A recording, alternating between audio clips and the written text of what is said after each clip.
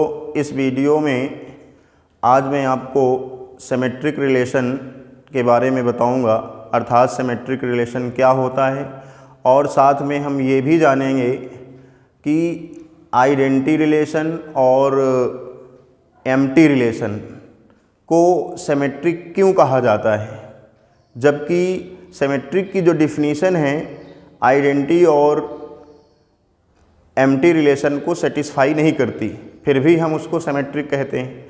अर्थात तत्समक संबंध और रिक्त संबंध को सिमेट्रिक यानी सममित क्यों कहा गया, तो इसके बारे में हम आज इस वीडियो में पढ़ेंगे।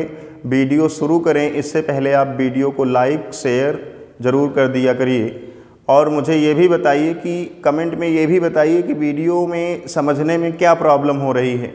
अगर आपको वो दिक्कत अगर आप मुझे बताएंगे तो मैं उसको थोड़ा सुधारूंगा, जिससे हमारा भी मनोबल बढ़े और आपको वीडियो का पूरा कोर्स हम भेज सके।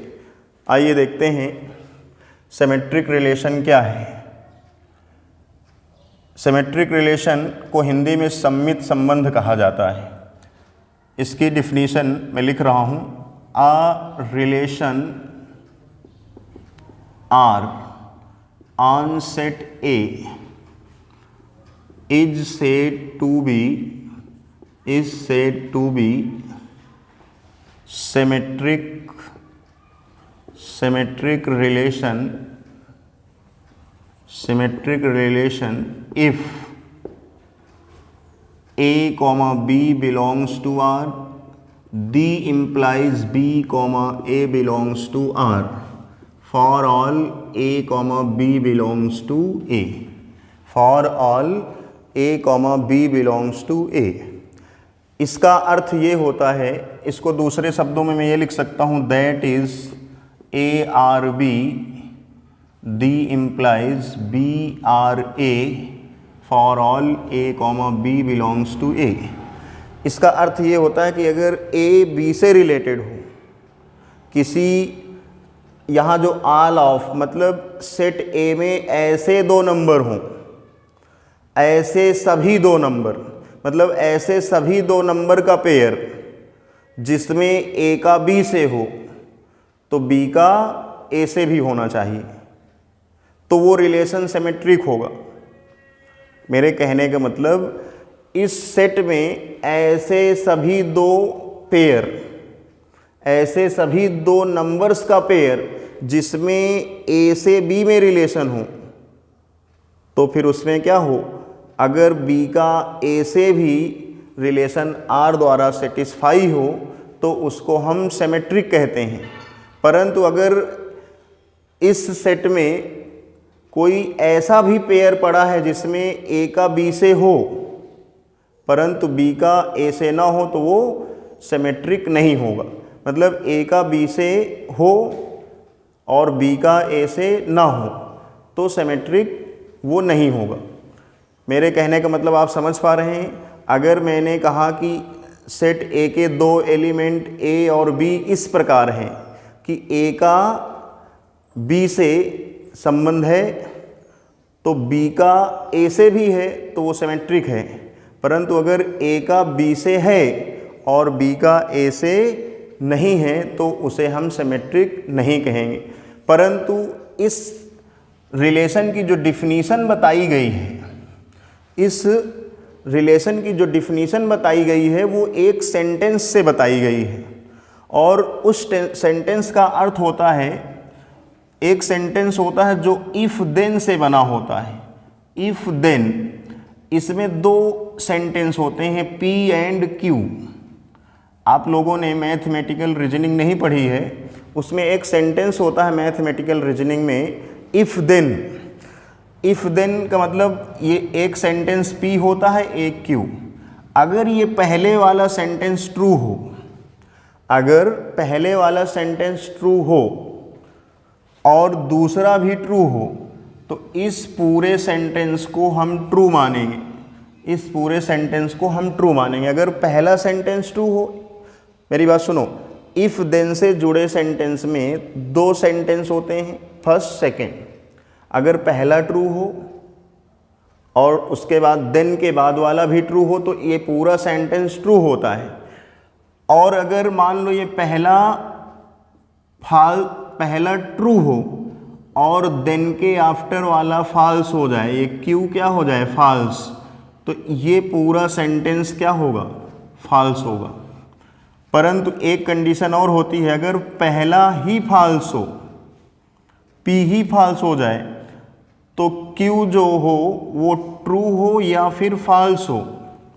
मेरी बात ध्यान से समझना, अगर पी फॉल्स हो जाए इफ के बाद वाले, ये सब इफ देन वाले, तो अगर ये इफ के बाद वाला सेंटेंस फॉल्स हो और फिर देन के बाद वाला जो सेंटेंस हो वो फॉल्स हो या फिर ट्रू हो, फिर भी ये पूरा ट्रू होता है, फिर भी ये सेंटेंस पूरा क्या होता है, ट्रू कहा जाता है। तो मेरी बात ये समझ में आई आपको, इफ देन से बने सेंटेंस कब ट्रू होते हैं, कब फॉल्स होते हैं। मेरी बात ध्यान से सुनिएगा, इफ देन से बने सेंटेंस ट्रू तभी होते हैं अगर पी ट्रू है और क्यू भी ट्रू है तो पूरा ट्रू होगा। अगर फर्स्ट वाला ट्रू है और सेकंड वाला फॉल्स है तो पूरा सेंटेंस फॉल्स होगा। परंतु सबसे इम्पॉर्टेंट बात, अगर फर्स्ट वाला फॉल्स हो और सेकंड वाला ट्रू हो जाए या फॉल्स हो जाए तो भी ये पूरा ट्रू माना जाएगा। अब इस कंडीशन को हम सिमेट्रिक रिलेशन में कैसे सेटिस्फाई करवाएं, मेरी बात सुनना ज़रा। इस सेंटेंस में हम सिमेट्रिक रिलेशन, इस बात को हम सिमेट्रिक रिलेशन में कैसे माने, सेटिस्फाई करवाएं। तो इसको हम मानते हैं इफ़, इसको मानते हैं देन, इसको क्यू। मैंने जैसे लिखा if a comma B belongs to R, the implies b comma A belongs to R, तो इसको इफ़ कहा, इसको देन कहा। तो मैंने अगर कहा ए का बी से रिलेशन है, अगर रिलेशन आर में ए रिलेटेड हो बी से, इसको हम क्या पढ़ेंगे, a is related to b. इसको क्या पढ़ेंगे, बी रिलेटेड टू ए। अगर किसी रिलेशन में ए का बी से रिलेशन है, मैंने ये क्या लिख दिया, ए का बी से है यानी ये ट्रू, और B comma A belongs to R, अर्थात बी ए से रिलेटेड है तो ये भी ट्रू। मतलब किसी रिलेशन में अगर ए कॉमा बी पड़ा हो और बी कॉमा ए पड़ा हो, बात समझ रहे हो, किसी रिलेशन में अगर ए कॉमा बी हो और बी कॉमा ए हो तो वो रिलेशन क्या होगा, सिमेट्रिक होगा। मतलब इफ देन के सेंटेंस को यहाँ पे पैसे बिठाते हैं। अब अगर कहीं मान लो A comma B belongs to R, the implies क्या लिखा है, B comma does not belongs to R. इसका मतलब इसमें पहला तो ट्रू हो गया परंतु ये सेकेंड फॉल्स हो गया, ये फॉल्स हो गया। तो इसका अर्थ ये हुआ कि ये सिमेट्रिक नहीं होगा। इसमें पहला सेंटेंस है ट्रू है और ये फॉल्स है, तो इसका मतलब ये सिमेट्रिक नहीं होगा।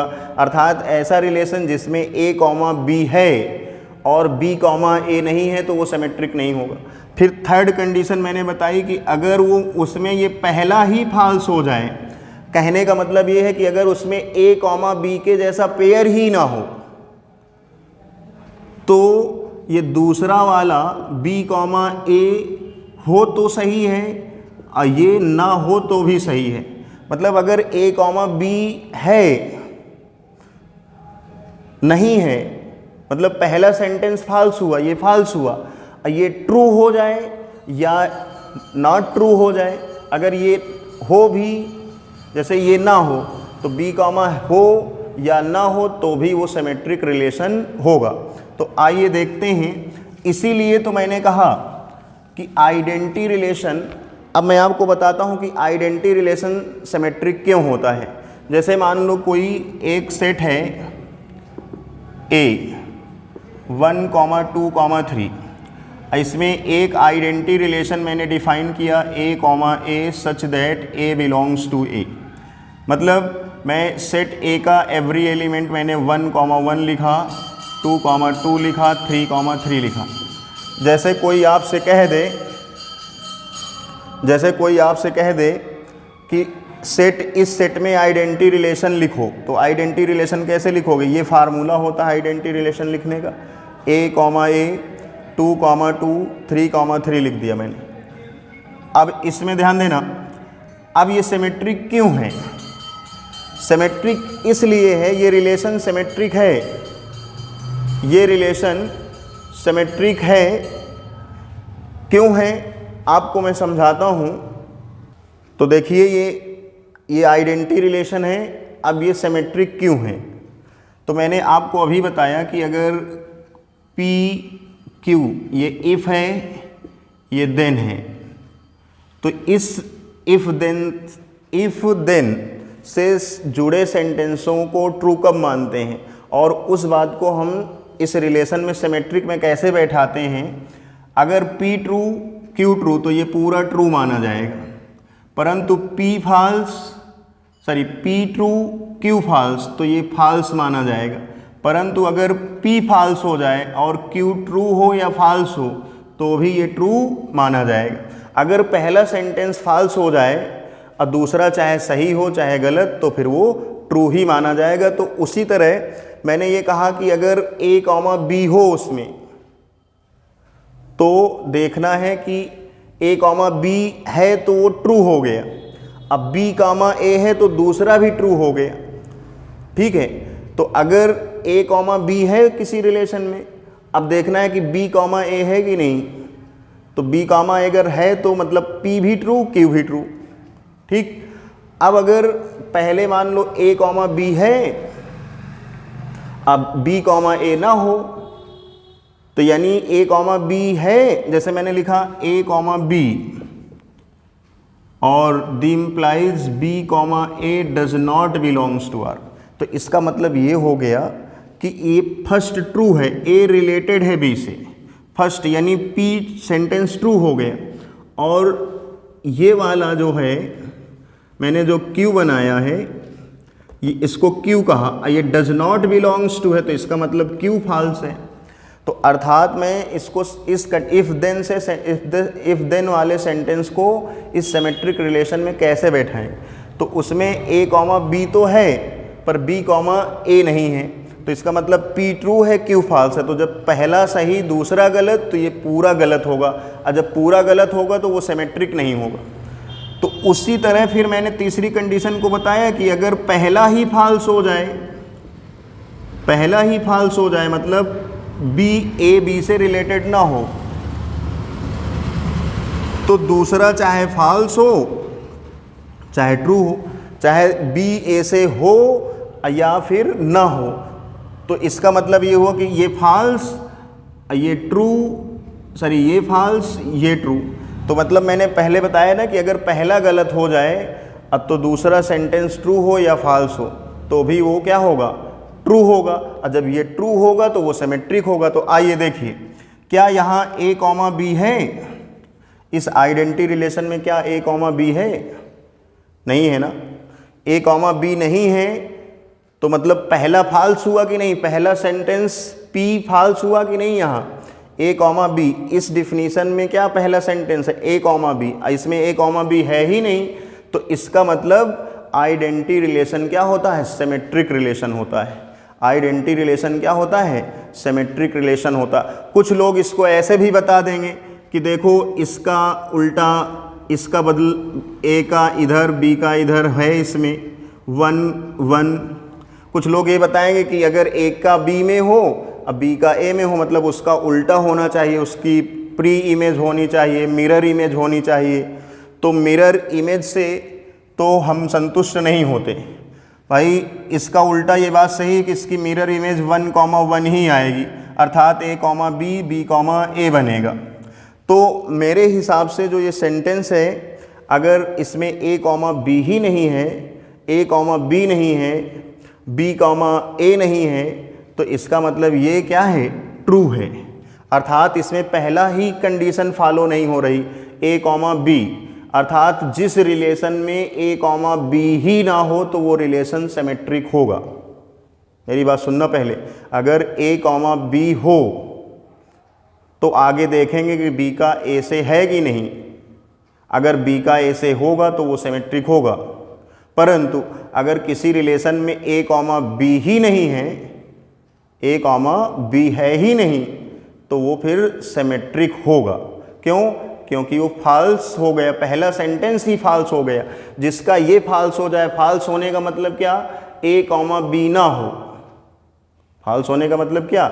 जिसमें ए कॉमा बी ना हो तो वो फॉल्स है। तो इसमें क्या ए कॉमा बी है? नहीं है। तो जब पहला ही फॉल्स हो गया, यही कंडीशन फॉल्स हो गई। जब पहली ही कंडीशन फॉल्स हो गई तो ये क्या हो गया? मतलब ये सिमेट्रिक हो गया। जब पहली ही फॉल्स हो जाए तो सिमेट्रिक। इसी प्रकार हम एम्प्टी रिलेशन को देखते हैं, रिक्त संबंध। अब बताओ, इस रिक्त संबंध में जरा कमेंट करके बताओ, क्या ए कॉमा बी है? कमेंट करके बताइए, क्या इस रिलेशन में ए कॉमा बी है? बताइए, क्या इस रिलेशन में ए कॉमा बी है? आप बताइए। अब मैंने आपको बताया कि अगर किसी रिलेशन में ए कॉमा बी ना हो, और जब ए कॉमा बी नहीं होगा तो ये पहला सेंटेंस फॉल्स, और जब पहला सेंटेंस फॉल्स तो रिलेशन क्या होगा? सिमेट्रिक होगा। तो यहाँ ए कॉमा बी ही नहीं, तो इसका मतलब एम्प्टी रिलेशन क्या होता है? सिमेट्रिक होता है, अर्थात तत्रिक्त संबंध को सममित कहा जाता है। इसीलिए कहा जाता है तत्समक संबंध और रिक्त संबंध, अर्थात आइडेंटिटी रिलेशन और एम्प्टी रिलेशन को हम सिमेट्रिक इसीलिए कहते हैं। आइए एक दूसरा एग्जाम्पल देखते हैं। ये बात आपको समझ आ गई कि नहीं? कमेंट बॉक्स में यस या नो बताइए कि आइडेंटिटी रिलेशन को सिमेट्रिक क्यों कहा गया और एम्प्टी रिलेशन को सिमेट्रिक क्यों कहा गया। अगर आप कमेंट में बताएंगे कि नहीं समझ आया तो कल फिर मैं इसकी डिस्कस करूँगा। आइए देखते हैं एक रिलेशन और। जैसे मैंने एक सेट लिया ए कॉमा बी कॉमा सी। अब मैंने एक रिलेशन लिखा ए कॉमा बी कॉमा सी और सी कॉमा बी, ये लिख दिया। बताइए क्या ये रिलेशन सिमेट्रिक है? अब इस रिलेशन की जो डिफिनीशन ये बताती है सिमेट्रिक रिलेशन की, कि ए कॉमा बी मतलब ए रिलेटेड हो बी से, देन बी रिलेटेड हो ए से। For all A comma B belongs to A, मतलब अर्थात सेट ए में जितने भी ऐसे दो नंबर हों, कैसे दो नंबर? जिनका ए से बी में रिलेशन हो। इस सेट के अंतर्गत जितने भी ऐसे जोड़े हों कि अगर ए का बी से उसमें रिलेशन है तो क्या बी का ए से होगा या नहीं। हमको जांचना क्या होगा कि इस सेट में जितने भी ऐसे दो नंबर हैं जिनका ए से बी में रिलेशन है, तो क्या उन सभी का बी से ए में है कि नहीं है। तो जैसे मैंने ये रिलेशन लिख दिया, तो ज़रा कमेंट बॉक्स में इसको बताइए, कितने लोग बता सकते हैं कि ये सिमेट्रिक है या नहीं है। अगर है तो क्यों है, और नहीं है तो क्यों नहीं है, ये कमेंट करके बताइए। बाकी मैं समझाने तो जा रहा हूँ। तो इसमें देखो, हम इसमें लिखते हैं सिमेट्री। इसको प्रूफ करने में क्या लिखेंगे? सिमेट्री। हेडिंग डालेंगे सिमेट्री। अब यहाँ लिखेंगे वी ऑब्जर्व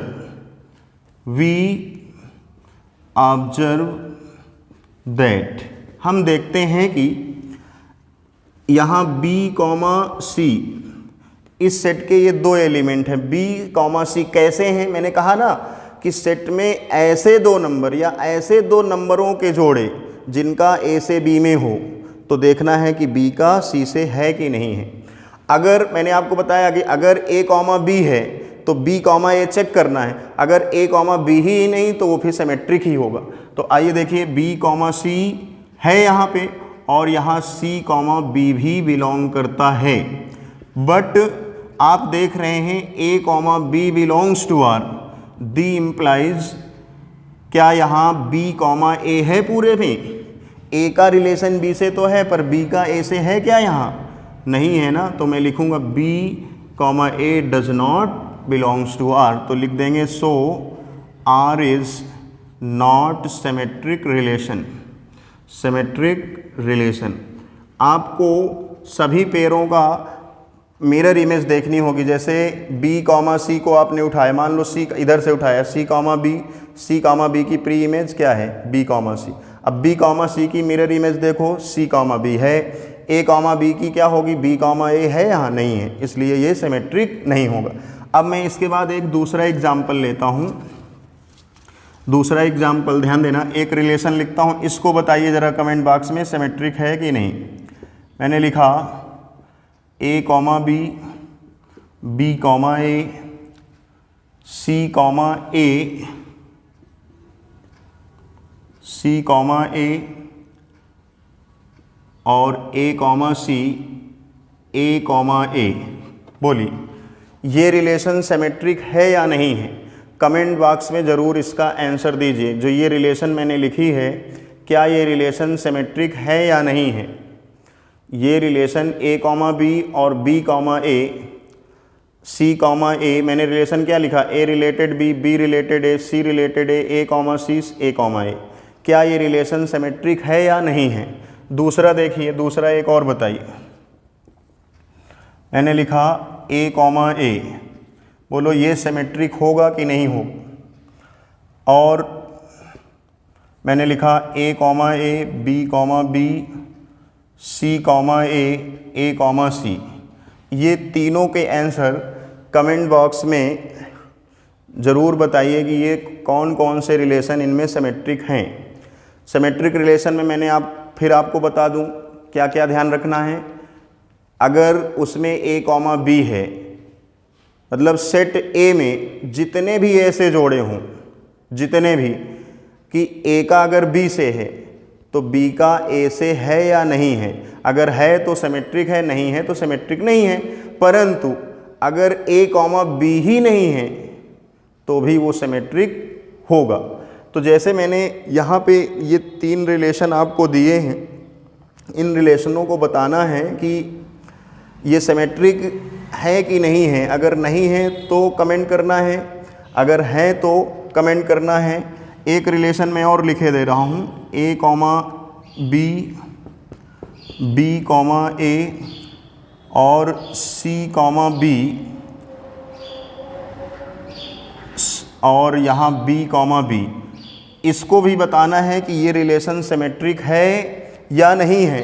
और अगर आपको इन तीनों को कमेंट बॉक्स में आंसर देना और रीज़न भी देना है कि सिमेट्रिक क्यों नहीं है, तब मैं समझूंगा कि आपको मेरी बात समझ आ गई है। और अगर आपको इसमें कोई दिक्कत है तो कमेंट में ज़रूर बताइए कि मैंने जो समझाया वो समझ आया है कि नहीं आया है। Thank you.